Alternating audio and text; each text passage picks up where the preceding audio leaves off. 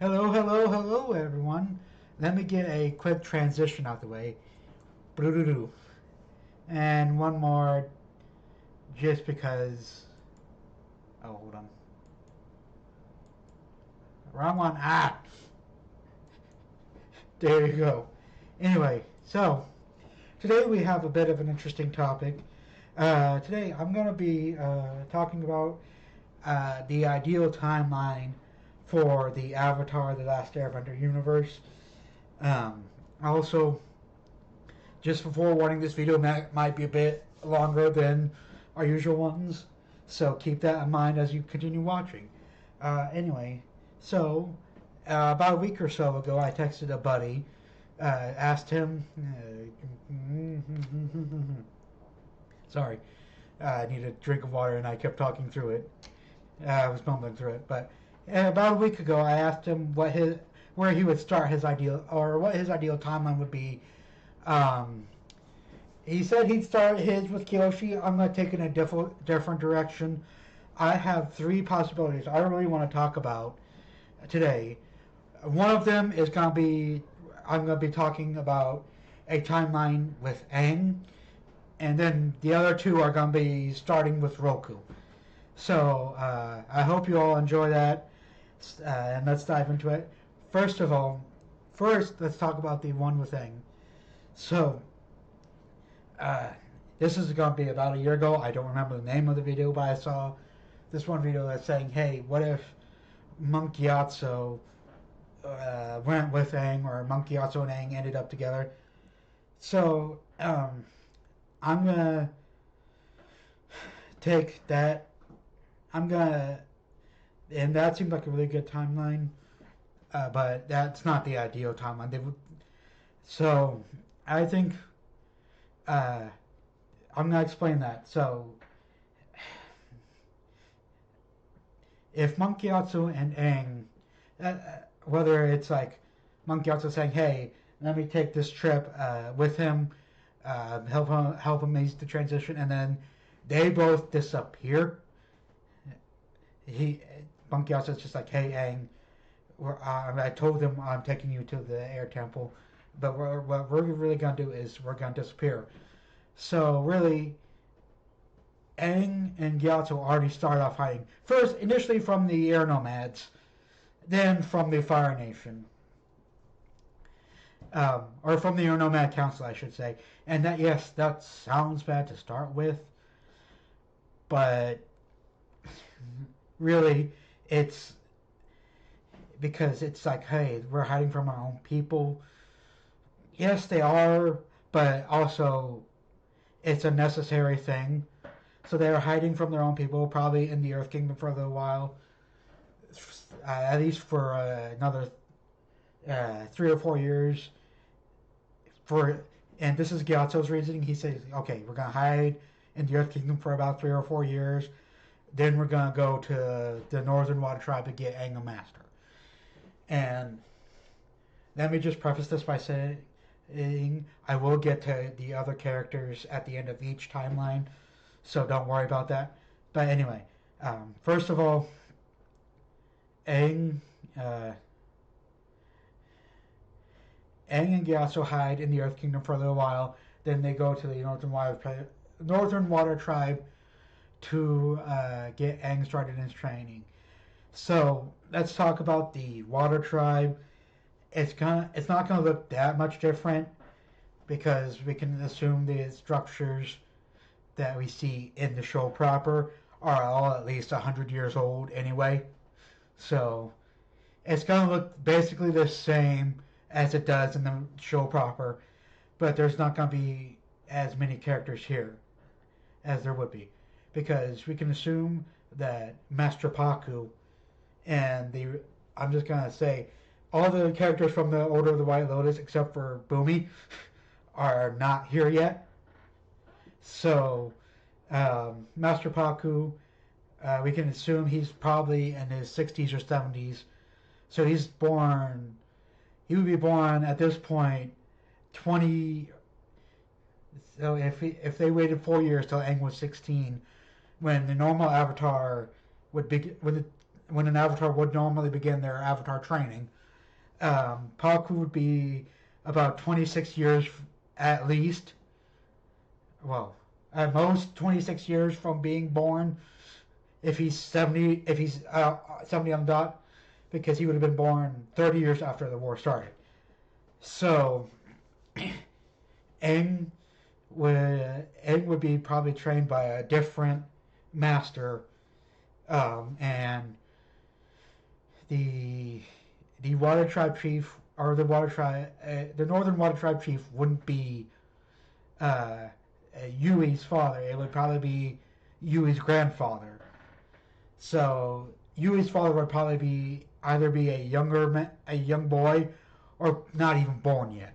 And I'm leaning towards not even born yet because he was probably in his 50s or 60s by the time uh, when the year when Aang and the gang got there initially. So really, we're not going to see any characters we know from the main timeline or from the show proper until much later in Aang's life. So Aang gets his waterbending training, and again, at this point, he's hiding from the Fire Nation. Maybe him and Gyatso have picked up another air nomad or two, and at this point, they don't care what the council has said because most of their people are dead, so they're just sticking together to stick together. And of course, the traps that the Fire Nation has set for airbenders do still get a lot of them, but Aang, Gyatso, and however many air nomads they have picked up have successfully avoided them, whether that be in the Earth Kingdom or now in the Water Tribe. Again, most of the other characters would either be not born yet or just being born or really, really, really young when Aang arrives in the Water Tribe. And then he would go to the Earth Kingdom where he'd be able to master waterbending because the Northern Water Tribe is secure, and unless there's a traitor there, the Fire Nation is not going to know which Water Tribe Aang is in.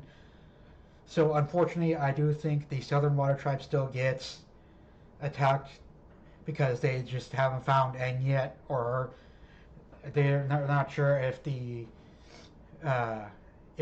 Avatar is in which tribe the Avatar is in, and if it's still the Air Nomad Avatar or the Water Nomad or the Water Bender, the Water Avatar in Extant Cycle, which again, a byproduct of this is Korra does not exist, or she will be a different, or if there is still a version of Korra could still exist, but it's not going to be the Korra we know. So there's going to be a lot of changes to Aang in his story and to Korra in her story, and all subsequent avatars after them. But anyway, let's get back to this. Aang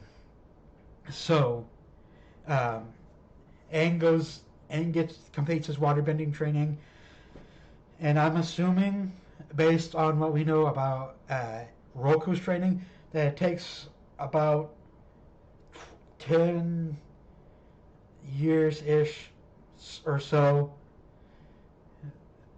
So he's going to be about 26 by the time he gets done, or 25, so 9 or 10 years by the time he gets done with his waterbending training, or by the time he gets done with his avatar training in general.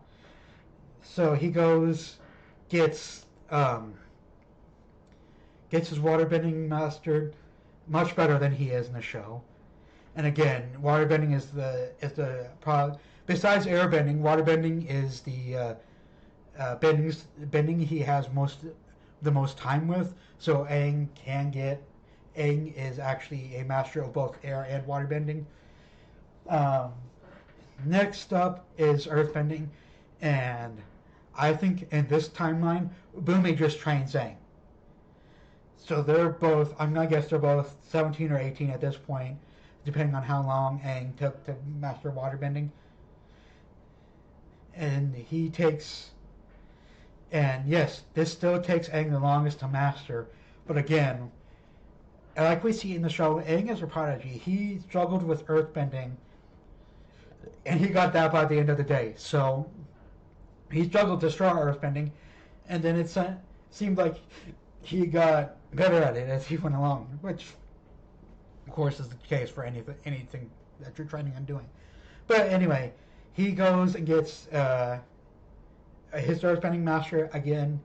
I think it's Boomy this time, and again, I think this time they're a bit less successful in hiding that Aang is in the city of Omashu, or maybe Boomy, instead of becoming the king of Omashu like we see in the show proper, or becoming the king of Omashu when he does, if he became king of Omashu in the years intervening, and him and Aang's last meetup, and his and Aang's meetup here to become his earthbending master, so that Boomy either abdicates his throne or just says, "Hey, I'm gonna go train the Avatar, and we're gonna go into a secret location."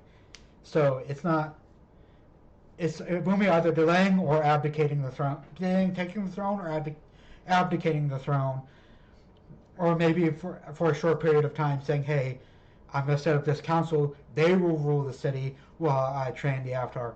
And again, I think this earthbending being the counter to airbending, I think this is where most of Aang's time is spent, is mastering the earthbending. So instead of a year or two like it was with waterbending, and now he's 18, it's gonna be 3 to 4 years, and now he's 22, 23, and then he goes off and gets another year or two up ending. Sorry, I bought some stuff earlier. Excuse me. I'll go for this receipt away.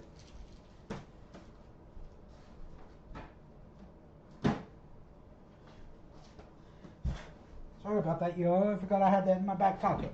Anyway, but going back onto that, I think Aang takes another year or two to master firebending, and this, again, the large majority of this part will depend on finding a willing firebending master that isn't a part of the Fire Nation army.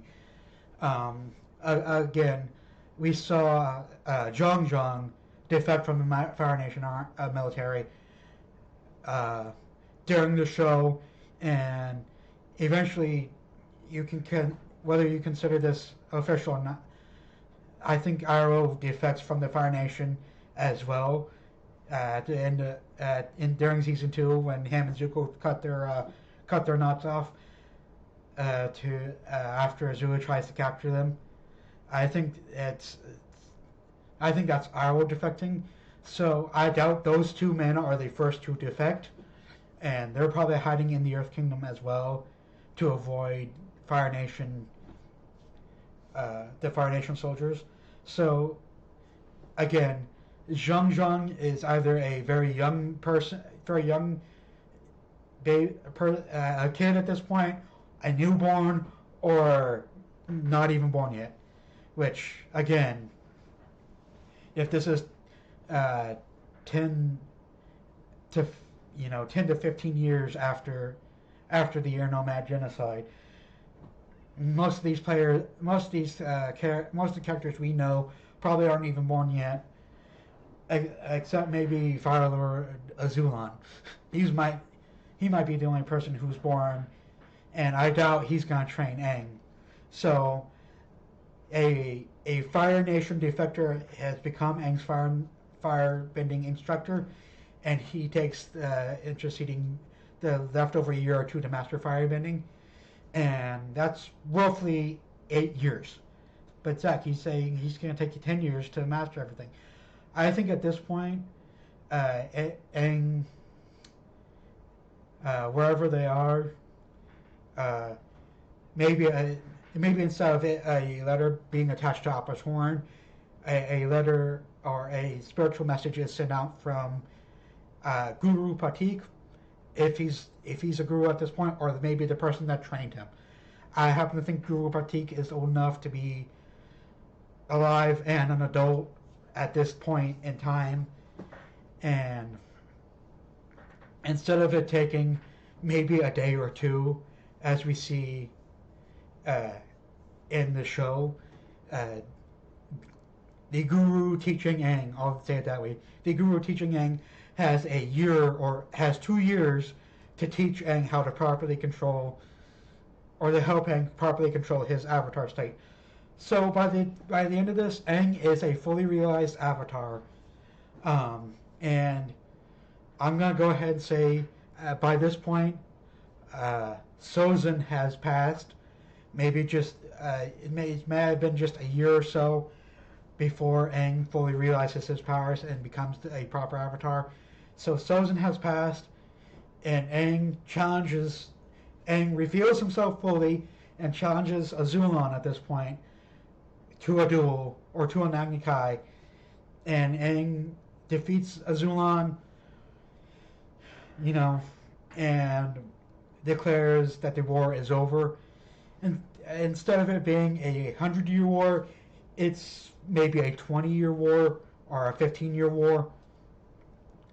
And Aang takes temporary control of the Fire Nation with the help of the Order of the White Lotus, whoever those characters are. Again, the people we know as the Order of the White Lotus in the show proper are still very young at this point.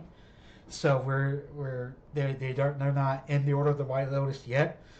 So Aang takes temporary control of the Fire Nation, imprisons Azulon for continuing his father's legacy of destruction, and here's an interesting thing. I happen to think, but at this point in time, Iroh is born. I think Iroh is probably one of the older members of the Order of the White Lotus, being somewhere in his late 70s or 80s. So I think he is either a newborn or will be born shortly. So I think Aang, until Iroh is ready, I think Aang comes and is a temporary leader, sets up a Fire Nation council of his firebending master, a couple good firebending leaders, maybe one of the Fire Nation sages. We see in the show that there was one fire sage that was loyal to the Avatar, not to the Fire Lord. So he's probably on this council, and they get together. That council of 3 or 4, maybe 5 members comes together and trains Iroh to lead the Fire Nation appropriately. And yes, that means whatever the last name of Iroh, Ozai, Zuko, and Azula is, that dynasty continues, but also it's a new face that's being trained by council. And after that, Iroh takes control of the council and has a correct view of the Avatar, whether that's a reverence or something else. Next, but I don't think that is the ideal timeline of Aang and the Gyatso escaping and Aang becoming a fully realized Avatar. I think this second one has a better chance of being called an ideal timeline. So this next timeline, as I said, is going to start with Roku. So, it's not going to have any of the flashy stuff, it's going to have some more flashy stuff, but it's going to be this is a bit of a darker timeline. So in this timeline of events, I'm going to say Roku. This is the timeline where Roku, during the last confrontation him and Sozin have, or maybe in a confrontation later on down the line, because Sozin, I think, could continue to make colonies in the Earth Kingdom. But I think Roku, upon traveling in the Earth Kingdom a bit more, I'm going to do it this way. Roku, upon traveling in the Earth Kingdom a little bit more, goes back to Sozin and said, "Hey, I preserved you in memory of our friendship. The gloves are now off." And now Roku kills Sozin. Again, I'm not too married to the idea of this is a confrontation we don't see on camera instead of the one we do. It could be the confrontation we see on camera, and I think I'm going to alter it to make that confrontation is we see Roku put Sozin on top of the Earth, the little Earth pillar he does, and then he's airbending himself up there in like a little twister, and telling Sozin, "Hey, this is over. This is done. We're not going to have this." And then as Roku goes to leave, Sozin, instead of just sitting there being quiet, he hurls some insults at Roku, and then tries one last desperate firebending move, where in the course of Roku defending himself, he kills Sozin. Now, who's there to witness this? I think Azulon is old enough by the time we see him in the show to have witnessed this event. I think he's older than this. I think which would make him in the show probably well over. He's probably in his late 80s to 90s at the point we see Azulon in the show. Because remember, I think Zuko is 16, so he was born 84 years after the Uranama genocide. So I'm going to say Azulon is probably 85 or older. So, and the reason this isn't the ideal timeline is because this leaves Roku in a mess. And he's going to have to do a lot of stabilization of the Fire Nation. He sees Azulon, and again, much like how the last timeline ended, Roku himself takes Azulon under his wing and says, "Hey, what your father was planning was not the right thing. It was not good for the world. The world needs to be balanced. We can't have the Fire Nation ruling everything. The Fire Nation is not superior to everything," and trains him up like that.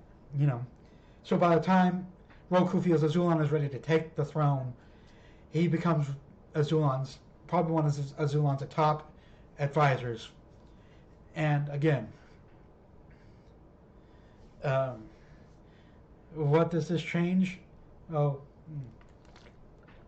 first of all, it changes the trajectory of Azulon's life, where I don't think he'd be as sneaky with getting Zuko and Azula's mom to marry his son. I think upon learning that Ursa is promised Ursa has engaged herself to someone else, Azula would be okay. Like, okay, I get it. You're engaged to someone. This was just an offer. If you wish to take it, and that means Zuko and Azula don't exist as they appear in the show, because they would have a different mom. Now, with Zuko and Azula, I think overall, and this goes for the last timeline as well, I forgot to do this. This goes for the last timeline as well. I think overall, Ozai would still be ambitious, but he wouldn't be quite as evil as he is in the show. He would covet the Fire Nation throne, but he would realize that, oh, hey, my older brother has a son. The Fire Nation throne goes through him. Which means that instead of Arrow being a respected general and Ozai becoming the Fire Lord, the roles are reversed, where I think Ozai becomes a respected Fire Nation general and Arrow is the Fire Lord, with Lieutenant being the Crown Prince. But again, the reason this is not the ideal timeline for the Avatar: The Last Airbender universe is that mess that is created when Roku accidentally or intentionally kills Sozin and has to basically assume the Fire Lord throne for, I'd say, at least 5 or 6 years. Next. Now, I think, and this is my opinion, this is the this is the ideal timeline, in my opinion, for the Avatar: Last Airbender universe. Um, Again, this might be wrong, but this might not be agree with your opinion. But I think this is ideal. I think the ideal Avatar: Last Airbender universe is a universe where, when we see the scene when Sozin initially approaches Roku with his idea of, hey, the Fire Nation is wealthy. I want to spread the wealth. I he's talking about conquest. I think Roku in this timeline, I think Roku, instead of flat out refusing, he says, hey, I don't mind you spreading the wealth of the nation, but there's a better way to do it. And him and Roku talk out a better way to spread the ideas of the Fire Nation throughout all nations. And again, this changes everything, where Roku ends up living a whole lot longer, and Aang is born a whole lot later into a world where he's a peacemaker. Um, he can be the peaceful Avatar who's, if he needs to take a life, he can. Which that might be that'll be another video. Get excited, y'all! But again,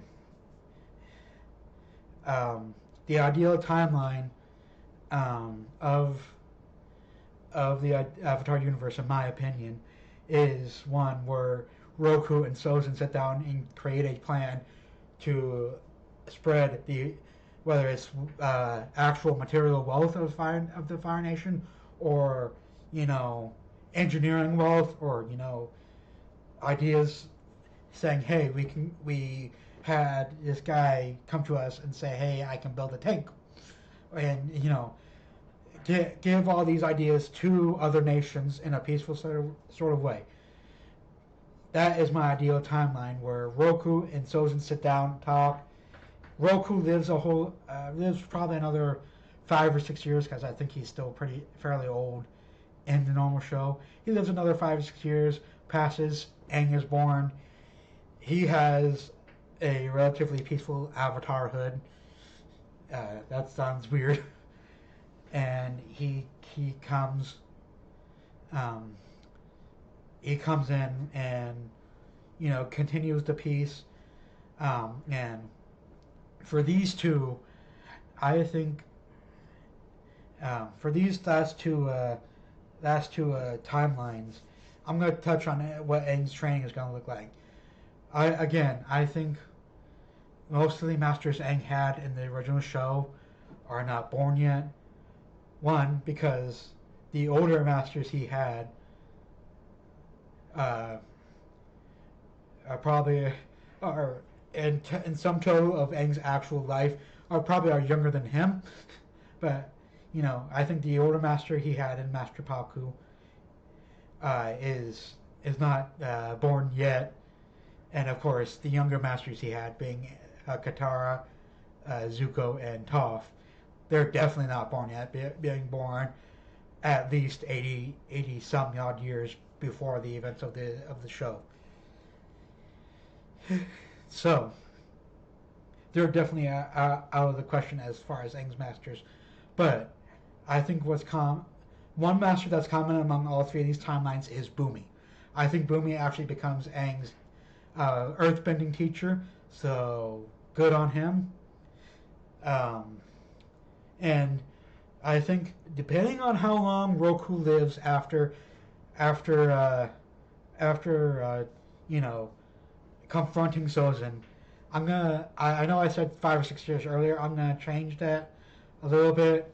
Say he lives a lot longer, and say about 20 years. Aang is born, the same as always. So Bumi is still Aang's earthbending teacher, being born 20 years before Aang is, 20 or so years before Aang is. So that would be his second teacher, his earthbending teacher.